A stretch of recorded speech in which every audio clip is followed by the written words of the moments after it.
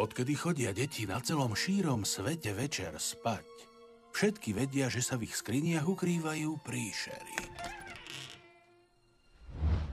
Nevedia však, že tieto príšery neboli vždy také strašidelné. Nemôžem ísť do triedy, nemám si čo obliecť. Najprv museli chodiť na vysokú školu.